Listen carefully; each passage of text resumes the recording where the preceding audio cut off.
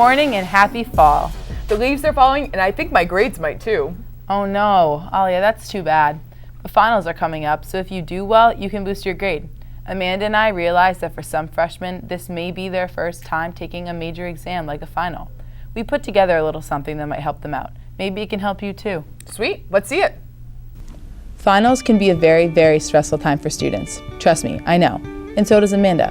As a matter of fact, she's studying for them right now. I know many of you have very high expectations for yourself, but freshmen don't know what to expect. They've never taken a high school final before. We asked the freshmen what they were scared about for finals. I think finals should be pretty good, except for math because Mr. Miller's really hard. Kind of nervous for finals. Honestly, I'm a little scared for finals. Not sure how I'll do. I'm kind of a freshman, so don't know what to expect. I think it'll be pretty fun too. I think I'm going to do good on finals because I've been doing really well in all my other classes. I'm a little scared that I might fail. I never taken a finals before. But why are you guys even worried about finals? Are they even that important? We went to Mr. Michaud for some advice and insider information on the importance of finals. Finals are important in high school because they prepare you for the finals that you'd have to take in either a 2-year or 4-year school after high school. A lot of even trade schools have a lot of final exams that you need to pass or need to get a certain score to get certified, or if you take a traditional college class where you might only have a midterm and a final exam all semester, and those are your only grades. So these just are practice opportunities for you guys to get used to high stakes testing. So I went and asked some upperclassmen about wise words of wisdom they have for freshmen about finals. Do your homework. Don't go out and party. Study every night. School's important. My advice is to study really hard for a long period of time. If you've been doing the classwork all trimester, it's really not that hard. People stress over it, but they're not anything special. Study as much as you can, then lock your doors and try not to cry. But it's pretty much inevitable because finals are the most stressful thing that you'll ever experience. So just watch some Netflix, eat some ice cream, and power through it. Study in advance for finals. Don't wait till last minute. My advice for freshmen during finals is that they're not as hard. It's just a lot of information. That's it. They're just like an apple. You just got to chew it up, spit it out. Study a lot, but make sure you don't pull any all-nighters because that doesn't help you whatsoever. And eat a really healthy breakfast. All right, you gotta study hard. Don't stress about it because they're not really that hard. According to pbskids.org, some of the things you can do to achieve high test scores are to show up on time, stay focused, sit comfortably and relaxed, expect and accept a little bit of stress, read the directions carefully, don't get distracted, and focus on the question at hand. But most importantly, have a positive mental attitude. I hope this helps. Good luck. Seems like all we talk about is taking tests. I guess we can talk about something different now, like Sophia Cheever.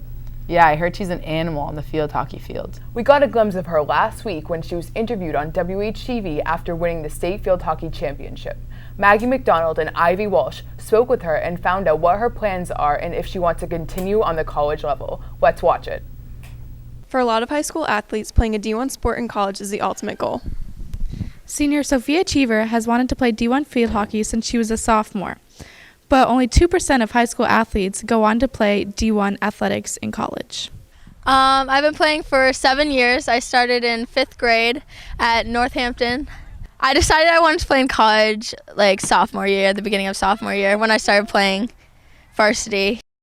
Sophia will be attending St. Louis University in the fall, where she will be playing Division I field hockey. I play for Seacoast United, so I would travel doing a lot of things for the club team. I would go to Florida, California, and then I'd play in a lot of tournaments around New England, and a bunch of college coaches would go to the tournaments, and that's where I got contacted by St. Louis, and I went there in April, and I loved it. St. Louis University is about a 4-hour flight from Boston. It is on the border of Missouri and Illinois and around 2 hours from Missouri's capital, Jefferson City. St. Louis University is in the Atlantic 10 Conference. The Billikens play teams from Fordham University, George Washington, and UMass Amherst, among many others. I'm really excited to be part of a team and to travel around the country.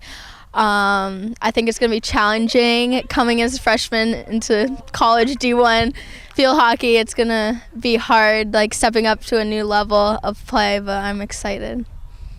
Ms. Pallmeyer, a former intern at Winnacunnet, played D1 field hockey at UNH and is now the JV field hockey coach at Windham High School. So my advice for Sophia going to play Division I is to always just work her hardest at practice and make sure that her time management skills are on point, because it is very hard to balance the workload and practice at the same time. But I know she'll do great. She was a great student of mine in Algebra 2 last year, so I have very high hopes for her next year, and I'll be sure to catch a game. Good luck, Soph! So remember, Winnacunnet, follow your dreams. Work hard.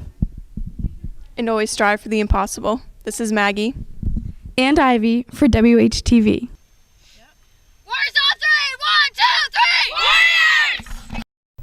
Maybe one day I'll be as talented as her. Maybe. Hey, the Battle of the Classes basketball tournament was held last Friday in the gym. The event was a fundraiser for the juniors and a chance to collect canned goods for families in need in the area. Sarah DeMello and Michael Burke were there and have a report on it. We started the Battle of the Classes basketball tournament our freshman year as a fundraiser for the class of 2017. And it's been a great fundraiser every year, so that's why we keep doing it.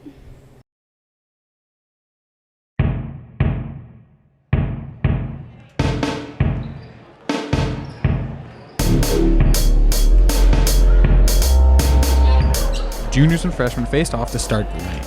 It appeared to be an easy defeat for the upperclassmen as Jack Shockey could not hold off his older brother, and Juniors won.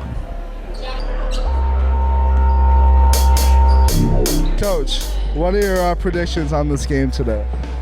We're gonna destroy every team out there. Seniors are going to take the win tonight. No doubt about it. Do you have any words? Nope. The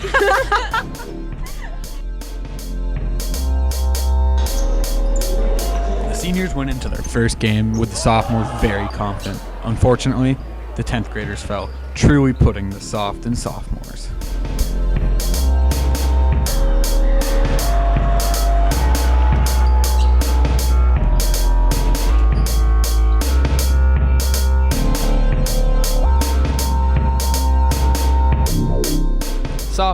Sophomore class, unbelievable.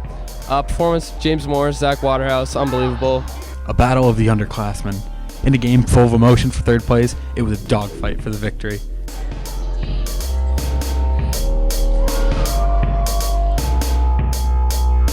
Okay, second year coaching, sophomores, and unfortunately, we couldn't get the win. Pretty disappointed. We came in fourth. I feel like our team was definitely championship worthy. We just didn't make the shots. I guess come back next year, try again. I think 217 is definitely going to win because we got James Nash and Bryce Libby as our coaches, and we've got some players over 6 feet tall. We think we're going to win this year, right? Yep. Yeah. We have the best squad, 216. It all came down to this. Hoping to avenge their loss to the class of 2015 last year, 2016 could not hold off the fierce competition coming from the class of 2017, with a fierce 1-2 punch coming from Johnny Cadigan's threes and Freddie Shockey's dunk.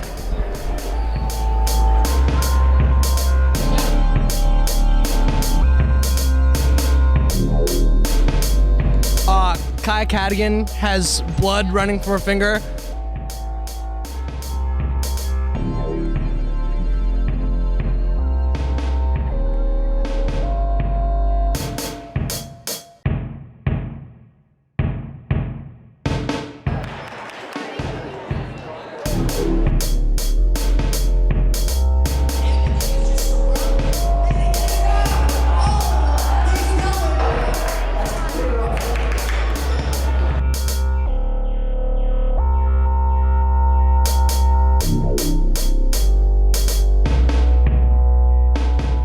Despite injuries on the court, the juniors won Battle of the Classes and raised over $1,000 for the class of 2017.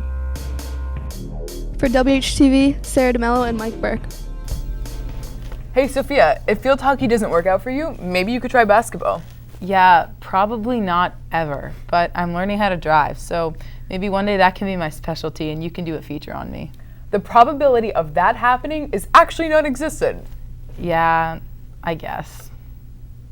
But on a more serious note, the probability of getting into a car accident is 23 times higher if the person is texting. Matt Havey has more information on this. Learning to drive is one of the most significant rites of passage someone will undertake in their high school career.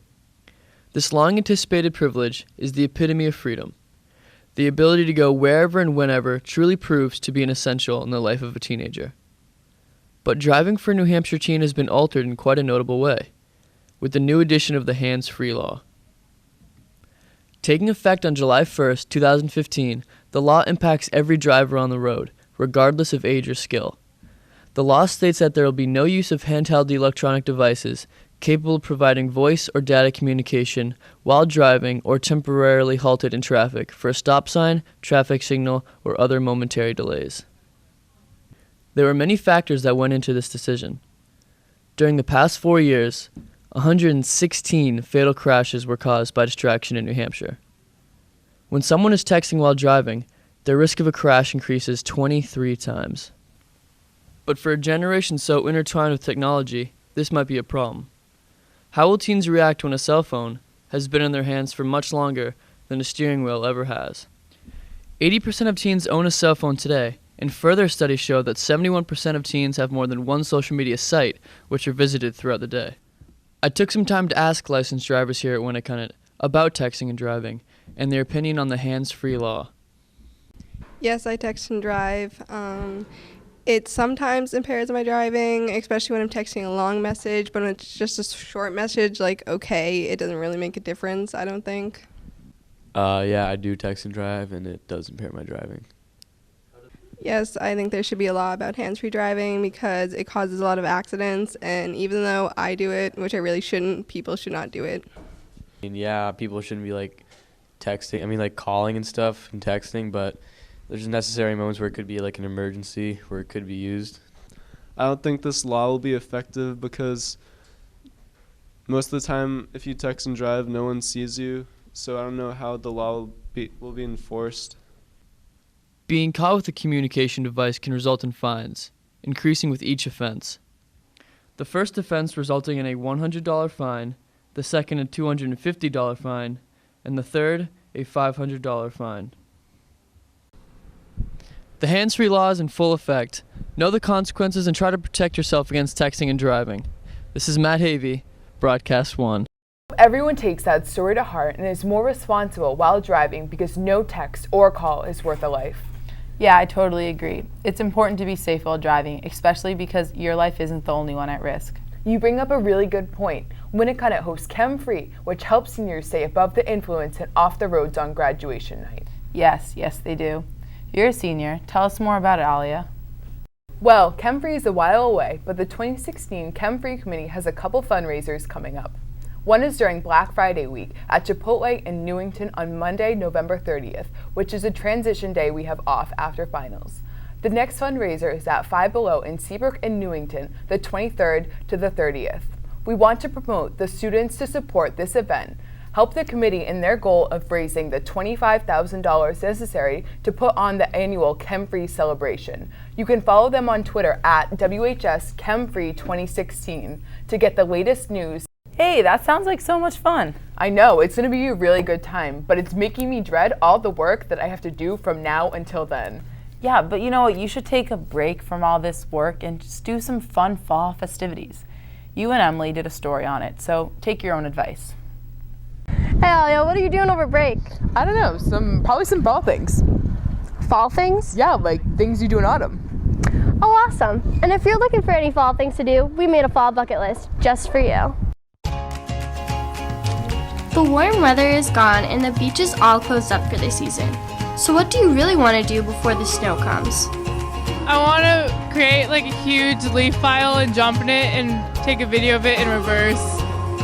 I would like to go ziplining with like all the leaves and stuff. I'd like to jump off my roof into a pile of leaves before it starts to snow. I want to jump in a pile of leaves. before it starts to snow, I really want to escape to California and never come back. Never, ever. I want to go to Puerto Rico so I don't have to freeze my butt off all winter long. I want to travel the world before fall ends. I want to roll down a hill one more time. So I like making like short films and stuff, and I want to make one before it starts snowing. After we heard what the students wanted to do, Alia and I headed out to find the top 5 things to do before winter comes.